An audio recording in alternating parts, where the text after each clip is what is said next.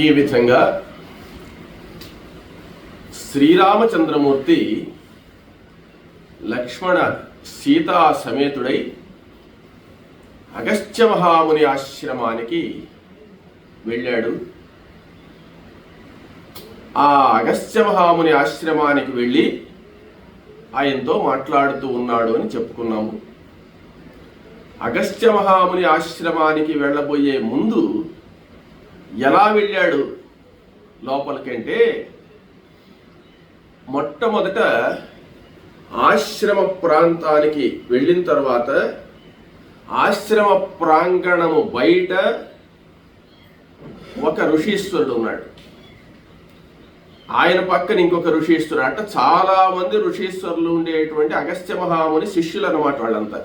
వాళ్ళంతా ఉన్నారు. ఈయన అగస్త్య మహాముని లోపల జపం చేసుకుంటూ ఉన్నాడు. రామచంద్రమూర్తి వచ్చినటువంటి విషయాన్ని చూసినటువంటి వాళ్ళై వీళ్లలో అగస్త్య మహాముని శిష్యుడైనటువంటి ఒక ఆయన నేరుగా వెళ్ళి లోపల ఉండేటువంటి అగస్త్య మహామునికి శ్రీరామచంద్రుడు వాళ్ళు వచ్చున్నారని చెప్తే, అప్పుడు ఆ అగస్త్యముని వెంటనే వాళ్ళను రమ్మని చెప్పిన తర్వాత ఆయన వచ్చి శ్రీరామచంద్రమూర్తికి మిమ్మల్ని రమ్మంటున్నాడు అని చెప్పిన తర్వాత వీళ్ళు ముగ్గురు కూడా లోపలికి వెళ్ళారు. లోపలికి వెళ్ళిన తర్వాత అగస్త్య మహాముని ఎదురొచ్చినటువంటి వాడై చాలా సంతోషంతో రామచంద్రమూర్తి ఎవరో ఆయనకు తెలుసు కాబట్టి వెంటనే సగౌరవంగా వాళ్ళని లోపలికి తీసుకెళ్ళి ఉచితాసనాల్లో కూర్చోండబెట్టి వాళ్ళకి చేయవలసినటువంటిది అతిథి సత్కారాలన్నీ కూడా చేసినటువంటి వాడై చాలా సంతోషంతో అగస్త్య మహాముని ఆ సీతారాములతో మాట్లాడాడు.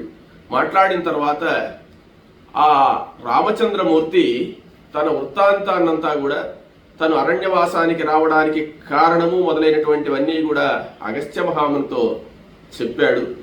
చెప్పిన తర్వాత చాలా సంతోషపడి ఈ ముని కందమూల ఫలాదులు వాళ్లకు ఇచ్చినటువంటి వాడై సంతోషంతో మాట్లాడుతూ చాలా విషయాలు మాట్లాడిన తర్వాత రాములు వారితో చెప్తున్నాడు అగస్త్య మహాముని, నాయన నీవి దండకారణ్యానికి వచ్చావు.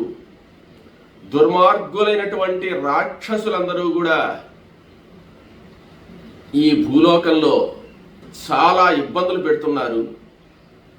ఇటువంటి రాక్షస సంహారం చేయాల్సినటువంటి అవసరం నీకు ఉన్నది.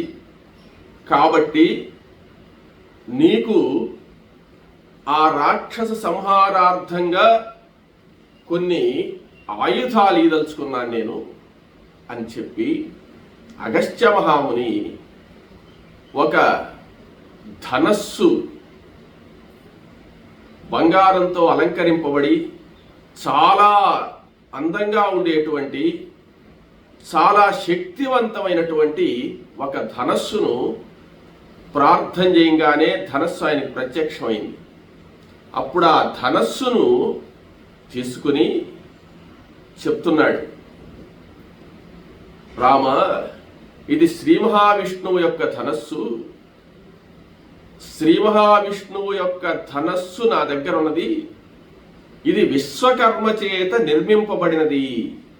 కాబట్టి రాక్షస సంహారార్థంగా దీంతో చాలా పని ఉన్నది నీకు. కాబట్టి ఈ ధనస్సును తీసుకునవలసింది అన్నాడు. ఇది విష్ణు ధనస్సు. శ్రీ మహావిష్ణువు రాక్షసులందరినీ కూడా చాలాసార్లు సంహరించి దేవతలకు ఆనందాన్ని కలిగించినటువంటి వాడు. ఈ ధనస్సుతోనే ఆ కార్యక్రమాన్ని అంతా కూడా చేశాడు అని చెప్పి ఆ ధనస్సును చూపించాడు. తరువాత అక్షయ తూణీరాలు. అక్షయ తూణీరాలంటే బాణాలు తీస్తుంటే మరలా వస్తూనే ఉండేటువంటి అక్షయ తూణీరాలు రెండు చూపించి, ఈ రెండు తూణీరాలు నాకు దేవేంద్రుడిచ్చాడు అని చెప్పాడు. తర్వాత ఒక బాణాన్ని చూపించాడు. ఆ బాణము బ్రహ్మదేవుడు నాకు అనుగ్రహించినటువంటిది, నాకు ఇచ్చాడు ఆ బాణాన్ని అని చెప్పి బాణాన్ని చూపించాడు. తరువాత ఒక కత్తి, బంగారుతో అలంకరింపబడినటువంటిది, పదునైనటువంటి శక్తివంతమైనటువంటి ఒక కత్తి కూడా ఉన్నది అగస్త్య మహర్షి దగ్గర. ఆ కత్తి దేవేంద్రుడు నాకు ఇచ్చాడు నాయన. ఈ కత్తిని కూడాను, ఈ కత్తి, ఈ ధనస్సు, ఈ యొక్క అక్షయ తూణీరములు నీవు స్వీకరించవలసింది, నీకు అన్ని విధాల విజయం కలుగుతుందని చెప్పి ఈ బ్రహ్మదేవుడిచ్చినటువంటి బాణాన్ని, దేవేంద్రుడిచ్చినటువంటి అక్షయ తూణీరాలు, కత్తిని, ఈ విష్ణు ధనస్సును, ఆ విశ్వకర్మ నిర్మించినటువంటి విష్ణు ధనస్సును శ్రీరామచంద్రమూర్తికి ఇచ్చాడు. ఇచ్చిన తర్వాత చాలా సంతోషంతో రాములు వారు ఆ ధనస్సును స్వీకరించాడు. ఇక్కడ ధనస్సు ఎవరిచ్చారు అనే విషయం చెప్పలేదు. ధనస్సు ఎవరిచ్చారంటే రామచంద్రమూర్తి కళ్యాణం అయిన తర్వాత పరశురాముడు వచ్చినప్పుడు పరశురాముడు చేతిలో ఉండేటువంటి విష్ణు ధనస్సును రామచంద్రమూర్తి తీసుకుంటాడు. తీసుకోగానే పరశురాముడి యొక్క శక్తి అంతా నశించిపోతుంది. అప్పుడు పరశురాముడు నమస్కారం చేసి వెళ్ళిపోతాడు. అప్పుడు ఈ ధనస్సును వరుణదేవుడికి ఇస్తాడు రాముడు. అప్పుడు చెప్పున్నాను, ఈ ధనస్సును గుర్తుపెట్టుకోండి, మరలా నేను గుర్తు చేస్తానని ఇప్పుడు గుర్తు చేస్తున్నాను. ఆ ధనస్సు వరుణదేవుడు అగస్త్య మహర్షి దగ్గర ఇచ్చిపెట్టాడు. ఆ విష్ణు ధనస్సే ఇదన్నమాట. రామచంద్రమూర్తికి ఇచ్చేశాడు. సంతోషంగా స్వీకరించి నమస్కారం చేశాడు రామచంద్రమూర్తి. అంటే నీవింక రావణ సంహారానికిగా సిద్ధం కావలసిందేని ఒక గుర్తు అన్నమాట. ఆయుధాలు ఇచ్చాడు. తర్వాత వాళ్ళు కూర్చొని మాట్లాడుతుంటే అగస్త్య మహాముని రావణ సంహారాన్ని గురించి ఇవన్నీ మాట్లాడలేదు. అవన్నీ ఆయనకు తెలుసు, రాముల వారికి అని ఈయనకు తెలుసు. నాయన, సీతాదేవిని గురించి ఒక మాట చెప్పాలనుకున్నాను. ఏమంటే, నీవు పితృవాక్య పరిపాలన ప్రకారం అరణ్యానికి జటావల్కలములు ధరించి వచ్చావు. కానీ అతి సుకుమారి అయినటువంటి యొక్క సీత, ఎంతో సుకుమారంగా పెరిగినటువంటి సీత ఈ ఘోరారణ్యాలకు రావాల్సిన అవసరం లేకపోయినప్పటికీ పతి సేవ చేసుకోవడానికిగా వచ్చింది చూసావా, ఆ యొక్క గొప్పతనాన్ని మనం వర్ణించలేము. ఏ స్త్రీ కూడా ఈ విధంగా రాదు. భర్త ఐశ్వర్యవంతుడిగా ఉన్నప్పుడు గౌరవిస్తారే గాని భార్యలు ఐశ్వర్యం తగ్గిపోయినప్పుడు ఇంకొక విధంగా చూస్తారు. అటువంటి లక్షణాలు లేనటువంటి ఈ సీత మహాయోగ్యురాలు నాయన. ఇటువంటి భార్య నీకు లభించడం నీ అదృష్టం కూడాను. కాబట్టి మహాసాధ్యమైనటువంటి సీత నీకు లభించడం చాలా విశేషము. కాబట్టి సీతను జాగ్రత్తగా చూసుకో అన్నాడు.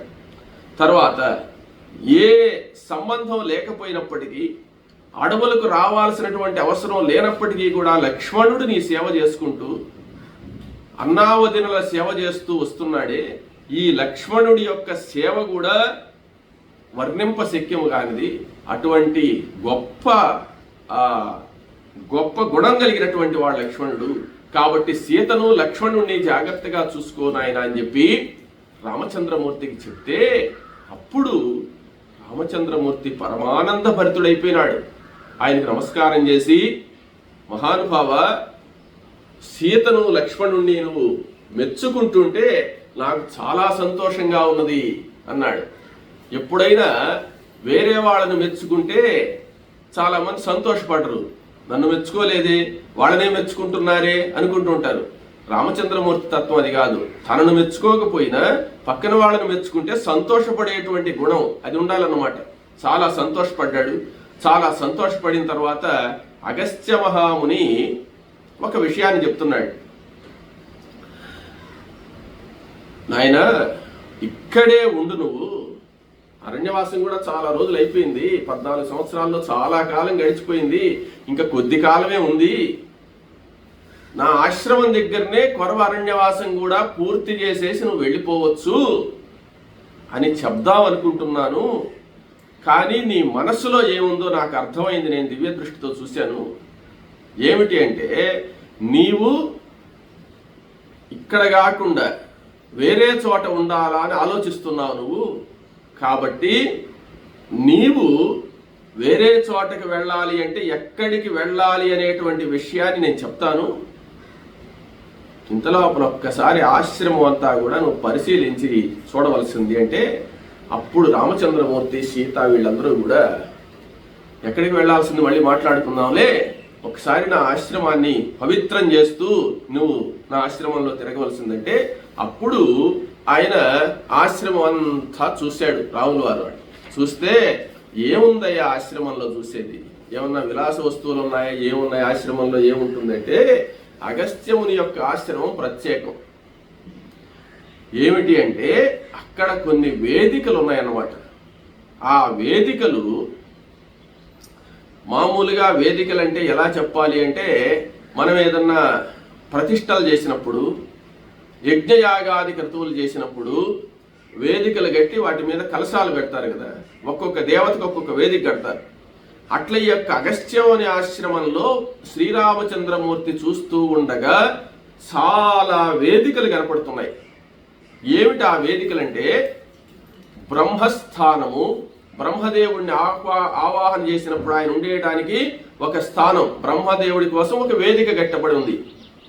తర్వాత విష్ణు స్థానము, దేవేంద్ర స్థానము, సూర్యస్థానము, చంద్రస్థానము, వసుస్థానము, వరుణ స్థానము, కుబేర స్థానము, కుమారస్వామి స్థానము, ధర్ముని యొక్క స్థానము, ధాతృస్థానము, విధాతృస్థానము, అనంతుడి స్థానము, శేషుడి స్థానము, వాయుస్థానము, భగస్థానము, ఇవన్నీ చూస్తున్నాడు రాములు వారు. భగస్థానము, గాయత్రి స్థానము, అగ్ని స్థానం అనేటువంటి వేదికలన్నీ కట్టున్నాడు. ఈ వేదికలన్నింటినీ ప్రతిరోజు అలంకరించాలి, ప్రతిరోజు ఆ దేవతలను అర్చించాలి. ఆయన నిత్యకృత్యాలు కార్యక్రమాలన్నీ కూడా, అగ్నిహోత్రాదులన్నీ కూడా చేసుకోవాలి. అంటే సర్వకాల సర్వావస్థలయందు దేవ సంబంధమైనటువంటి సేవలోనే గడుపుతున్నాడు అగస్త్య మహాముని. అందువల్లే ఆయన చేసినటువంటి తపస్సు ఫలించి శ్రీ మహావిష్ణువే అక్కడికి వచ్చాడు. శ్రీ మహావిష్ణువు ఏమిటి, లక్ష్మీ సమేతంగా వచ్చాడు అనమాట. లక్ష్మీ సమేతంగా ఏమిటి, ఆదిశేషుడి సమేతంగా కూడా వచ్చాడు. కాబట్టి తపశ్శక్తి అనేటువంటిది చాలా గొప్పది. దేవుడి కోసం మనం వెతుక్కుంటూ పోవడం కాదు, దేవుడే మన దగ్గరికి రావాలి అంటే మనం చేసేటువంటి కార్యక్రమాలు అటువంటి ఉండాలి. కాబట్టి చూడండి, రామచంద్రమూర్తి అగస్త్య మహాముని ఆశ్రమం అంతా తిరిగి ఈ యొక్క స్థానాలన్నీ కూడా, అందరు దేవతలకు ఆయన కల్పించిన స్థానాలన్నీ కూడా చూచి చాలా సంతోషపడ్డాడు. అప్పటికి ఆ భగవంతుడి మీద భక్తితో అగస్త్య మహాముని చేసినటువంటి సేవ ఫలించినట్టే కదా, ఆ భగవంతుడు వచ్చి అక్కడ ఆహ్వానం అయినట్టే కదా. ఈయన ప్రతిరోజు కలశాలు పెట్టి ఆహ్వానం చేస్తూ ఉంటే నిజంగానే ఈరోజు వచ్చాడు కదా విష్ణువు. అదే నిర్లక్ష్యంగా చేసి భోగాల కోసమే తపస్సు చేసేటువంటి వాళ్ళ దృష్టికి అసలు పోలేదు కదా. రామచంద్రమూర్తి వస్తూ ఉంటే ఒక పంచాప్సరము అనేటువంటి దగ్గర సరస్సులో తపస్సు చేసుకునేటువంటి ఆయన భోగ పురుషుడిగా ఉంటే అక్కడికి విష్ణువు పోలేదు కదా. ఇక్కడ అగస్త్య మహాముని ఆశ్రమానికి ఆయన వచ్చి అన్ని చూస్తున్నాడు అనమాట. అట్లన్నీ దర్శనం చేసుకున్న తర్వాత అగస్త్య మహాముని వీళ్ళని అన్ని విధాలా సంతోషపెట్టి వీళ్ళని వదిలిపెట్టడం అగస్త్యుడికి ఇష్టం లేదు. ఏమంటే రామచంద్రమూర్తి దొరకడం చాలా అదృష్టం కదా. మాట్లాడి శిష్యులందరూ కూడా ఉన్నారు. అందరూ మాట్లాడిన తర్వాత, నాయన నువ్వు ఇక్కడే ఉంటావా అని నేను అడగడం లేదు, నీ మనసులో మాత్రం వేరే చోటికి వెళ్ళాలి అని ఉంది, అది నాకు తెలుసు. నీవు నివాసం ఉండేదానికి ఇక్కడికి సమీపంలో 2 యోజనముల దూరము, 2 యోజనాల దూరంలో పంచవటి అనేటువంటి ప్రాంతం ఉన్నది. ఆ పంచవటి అనేటువంటి ప్రాంతంలో నీకు నివాస యోగ్యము. అక్కడ సమమైనటువంటి ప్రదేశంలో నీవు ఆశ్రమాన్ని నిర్మించుకొని ఉండొచ్చు, చాలా బాగుంటుంది అక్కడ అని చెప్పి అన్నాడు అగస్త్య మహాముని. సరే, అప్పుడు శ్రీరామచంద్రమూర్తి ఆ మనసులో ఉండేటువంటి మాట ఆయన చెప్పాడు కదా, అంటే ఈయన వచ్చింది రావణ సంహారం కోసం, సమయం అయిపోతున్నది, 14 సంవత్సరాలు పూర్తి కాబోతున్నది, వచ్చిన పని ఇంకా నెరవేరలేదు, ఇంకా ఆశ్రమాల దగ్గరే ఉంటే మన పని ఎట్టు జరుగుతుంది అని రాముల వారి ఆలోచన అనమాట. ఆ రామచంద్రమూర్తి ఆలోచనను అనుసరించే ఈయన ఆయుధాలు కూడా సిద్ధంగా ఇచ్చేశాడు. ఇవన్నీ దూరదృష్టితో దివ్య దృష్టితో ఆలోచించి అగస్త్యుడు చేశాడు. తర్వాత ఆయనకు మార్గం చెప్పాడు. ఎలాగయా అంటే పంచవటికి ఎలా వెళ్ళాలి అని అడిగాడు రాములు వారు తెలియనట్టుగా. ఏం లేదు నాయన, ఇక్కడి నుంచి నువ్వు చూడగా ఇక్కడి నుంచి బయలుదేరిన తర్వాత 2 యోజనాల దూరం నువ్వు ప్రయాణం చేయాలి. ఆ 2 యోజనాల దూరం పోయే లోపల విప్ప చెట్ల గుంపు వస్తుంది. ఆ విప్ప చెట్ల గుంపు మధువనం అని వస్తుంది. ఆ మధువనం అదిగో దగ్గరలోనే నాకు కూడా కనపడుతుంది, చూసావా దగ్గరలో మధువనము. ఆ మధువనానికి ఉత్తర దిక్కుగా కొంచెం దూరం వెళ్ళిన తర్వాత పెద్ద మర్రి చెట్టు కనపడుతుందని. ఆ మర్రి చెట్టు దగ్గరికి వెళ్ళిన తర్వాత అక్కడి నుంచి ఒక కాలిదారి కనపడుతుంది. ఆ కాలిదారినే గాని వెళితే నువ్వు పంచవటి అనేటువంటి ప్రాంతం నీకు కనపడుతుంది. ఆ పంచవటి దగ్గర ఒక మిట్ట ప్రాంతం ఉంటుంది. ఆ మిట్ట ప్రాంతానికి పోతే అక్కడ సమప్రదేశం ఉంటుంది, అక్కడ ఆశ్రమాన్ని నిర్మించుకో, నీకు అన్ని విధాలా బాగుంటుందని చెప్పి ఆయన చెప్పాడు. చెప్పిన తర్వాత రామచంద్రమూర్తి అగస్త్య మహాముని దగ్గర సెలవు తీసుకున్నటువంటి వాడై ఆ శిష్యులందరూ కూడా సంతోషంతో రామచంద్రమూర్తిని చూస్తూ ఉండగా రాములు వారు అక్కడి నుంచి పంచవటికి బయలుదేరాడు. పంచవటికి బయలుదేరి ఆయన చెప్పిన ప్రకారమే విప్ప చెట్లు, ఆ మధుక వృక్షాలు అంటారు వాటిని, ఆ విప్ప చెట్లు ఉండేటువంటి తోపు దగ్గరకు వెళ్ళారు. ఇంకా అగస్త్య మహాముని వాళ్ళు కొంచెం దూరం దారి నంపించి వాళ్ళు వెనక్కి వెళ్ళిపోయినారు. వాళ్ళకి వీడ్కోలు చెప్పి వీళ్ళు ముగ్గురు బయలుదేరారు. బయలుదేరిన తర్వాత ఆ విప్ప చెట్ల వనానికి ఉత్తర భాగంగా ఒక దారి ఉంటే ఆ దారిలో వీళ్ళు ప్రవేశించి పోతూ ఉన్నారు. వెళ్ళగా ఒక మర్రి చెట్టు వచ్చింది. ఆ మర్రి చెట్టు ప్రక్కనే దారి ఉంది. ఆ మర్రి చెట్టు ప్రక్కనుండే దారిలో వెళుతూ ఉన్నారు. కొంచెం దూరం వెళ్ళేటోటికి అక్కడ ఒక భయంకరమైన పెద్ద చెట్టు ఉంది. ఆ చెట్టు మీద చాలా పెద్ద పక్షి ఉంది. ఆయనే జటాయువు. ఆ జటాయువు చాలా పెద్ద పక్షి అన్నమాట. ఆ జటాయువు వీళ్ళని చూడంగానే వీళ్ళ దగ్గరికి నేరుగా వచ్చి అక్కడ దిగాడనమాట. దిగి వీళ్ళ దారికి అడ్డంగా నిలబడ్డాడు. ఎప్పుడైతే జటాయువు ఆ విధంగా నిలబడ్డాడో వీళ్ళు ఏమనుకున్నారంటే రామచంద్రమూర్తి లక్ష్మణస్వామి ఇదేదో భయంకరమైన పక్షి వచ్చింది, ఇది రాక్షస మాయ, ఇది రాక్షసుడే ఈ విధంగా వచ్చాడని చెప్పి వీళ్ళు భయపడ్డారు. భయపడంగానే అప్పుడు ఆ రెక్కలు ఇలా ముడిచినటువంటిది. ఆ జటాయువు ముడిచినటువంటి వాడై జటాయువు రామచంద్రమూర్తి దగ్గరికి వచ్చి నాయన రామ అన్నాడు. అనేటువంటికి ఆశ్చర్యపోయినాడు రాములు వారు. ఎవరు మీరు అన్నాడు. నాయన, నేను మీ నాయన యొక్క స్నేహితుణ్ణి, నీవు దశరథ మహారాజు యొక్క కుమారుడివి కదా అని చెప్పి అన్నాడు. అనేటువంటి అవును, నేను దశరథ మహారాజు కుమారుణ్ణి అన్నాడు. నాకు తెలుసు నాయన, నువ్వు ఇక్కడికి వస్తావని కూడా తెలుసు. అయితే మీరెవరు అని అడిగాడు. నన్ను సరే మా నాయన స్నేహితుడు అని మీకు తెలుసు, మీరెవరు అంటే నా వృత్తాంతం అంతా చెప్తాను వినమని చెప్పి ఆ జటాయువు చెప్తున్నాడు. కశ్యప ప్రజాపతి యొక్క భార్యలు ఉన్నారు కదా, అదితి దితి, వీళ్ళందరూ 13 మంది ఉన్నారు. వాళ్ళల్లో వినత కద్రువులు అనేటువంటి వాళ్ళు ఉన్నారు. ఆ వినత యొక్క కుమారుడు వైనతేయుడు గరుత్మంతుడు. గరుత్మంతుడి కంటే ముందు పుట్టినటువంటి ఆయన అరుణుడు అనేటువంటి ఆయన ఉన్నాడు.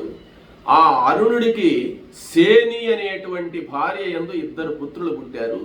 ఆ 2 పుత్రులే ఆ సంపాతి జటాయువు. జటాయువును నేను, సంపాతి మా అన్న. మా అన్న ఎక్కడున్నాడో నాకు తెలీదు. ఏమంటే మా అన్న ఎలా పోయినాడు అని అంటే, ఒకానొకసారి మేము చిన్నపిల్లలుగా ఉన్నప్పుడు మా తండ్రి గారు అరుణుడు అంటే అనూరుడు అంటారు ఆయన్ను. అనూరుడు అంటే ఊరువులు పుట్టక ముందే ఆయన బయటకు వచ్చినందువల్ల కాళ్ళు లేవు, ఆయనకు తొడల భాగం లేదు. అందువల్ల ఆయన సూర్యుడు యొక్క సారథిగా ఉన్నాడు.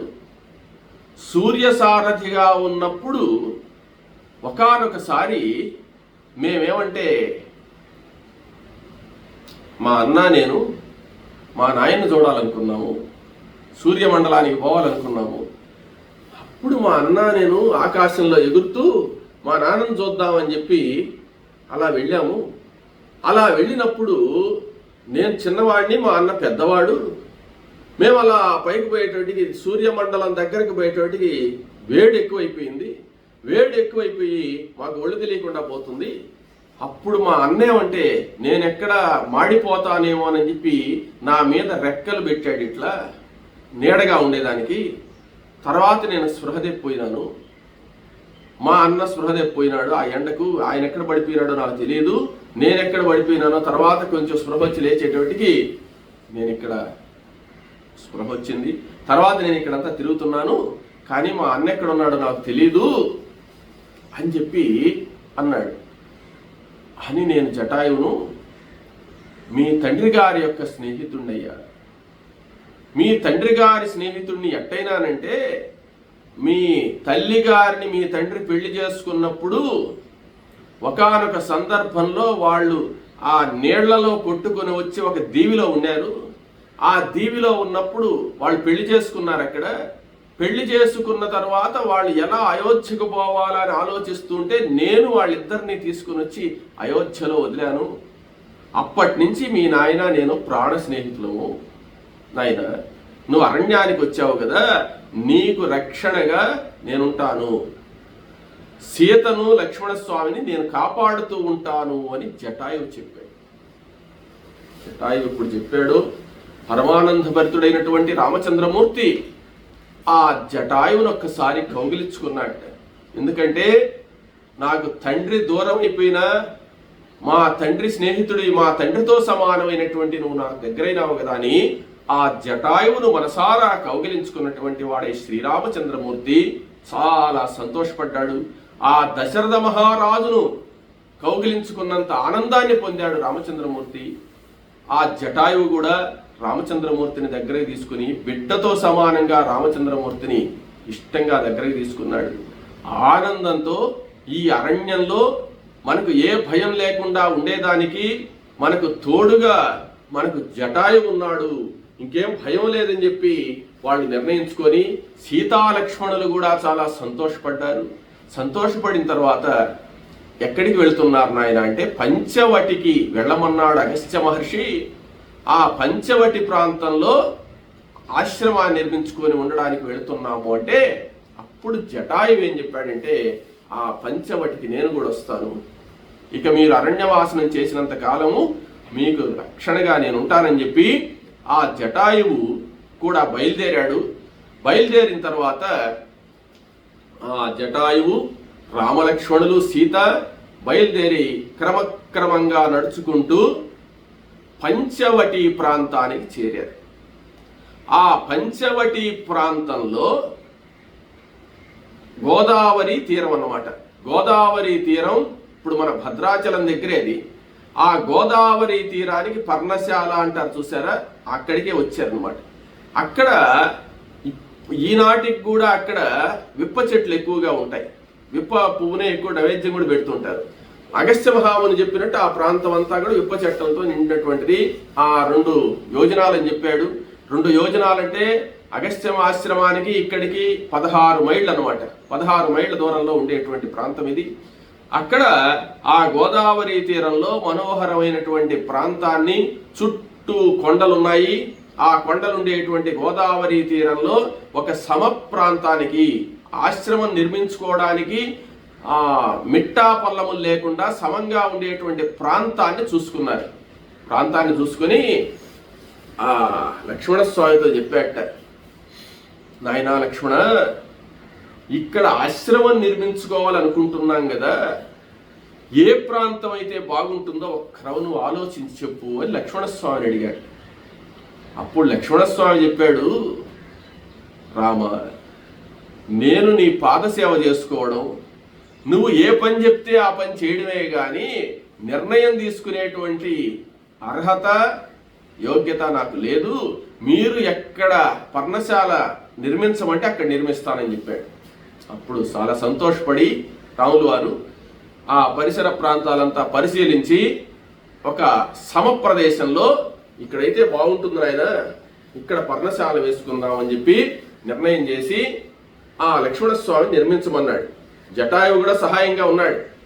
ఈ జటాయువు లక్ష్మణస్వామి ఇద్దరు కలిసి అక్కడ గుంటలు తీసి గుంజలు నాటి వాటిలో మట్టితోనే గోడలు నిర్మించి, అక్కడ మట్టే కదా ఇంకేముండదు కదా, ఆ మట్టి బండలతోనే గోడలుగా నిర్మించినటువంటి వాళ్ళై ఆ పర్ణశాల సిద్ధం చేసి అక్కడ ఉండే వెదురు బద్దలు వెదురు కండెలన్నీ కూడా వేసి దానిపైన కట్టేసినటువంటి వాళ్ళై దానిపైన వర్షం ఎండ తగలకుండా ఉండేదానికి దర్భ తొంగ మొదలైనటువంటివన్నీ కూడా కోసుకుని వచ్చి ఒక మన మామూలుగా పూరిపాకులు ఇంతకు ముందు ఉన్నాయి కదా, ఆ పూరిపాకు పర్ణశాల, పర్ణములు అంటే ఆకులు, ఆకులతో ఏర్పడిచినటువంటి శాల. మనం వేసుకునేటువంటి పూరిపాకలన్నీ పర్ణశాలలే. ఎందువల్లంటే పర్ణం అంటే ఆకు, ఆకు అంటే తాటి ఆకుతో వేస్తారు కాబట్టి, స్లాబ్లు రేకులు కాకుండా. అప్పుడు అక్కడ తాటి ఆకులు ఉంటే తాటి ఆకులు వేసుకునేవాళ్ళు. వీళ్ళు ఎక్కువగా దర్భ తుంగ వీటితోనే నేసారనమాట. నేసి ఆ పర్ణశాలను చాలా అందంగా తీర్చిదిద్ది అనుకూలంగా ఉండేటట్టుగా అక్కడ కూర్చునేదానికి అరుగులు అన్నీ కూడా అక్కడ ఉండే మట్టితో రాళ్లతో తయారు చేశారనమాట. తయారు చేసి అందంగా చేశారు. చేసిన తర్వాత రామచంద్రమూర్తి చాలా సంతోషపడి ఒక శుభముహూర్తంలో అన్ని విధాల గ్రహస్థితి బాగుండేటువంటి సమయంలో ఆయన అన్ని విధాల వాస్తు హోమాలన్నీ కూడా నిర్వహించి ఆ పర్ణశాలలో గృహప్రవేశం చేసి ఆ పర్ణశాలలో ఆనందంగా నివసిస్తూ ఉన్నారు.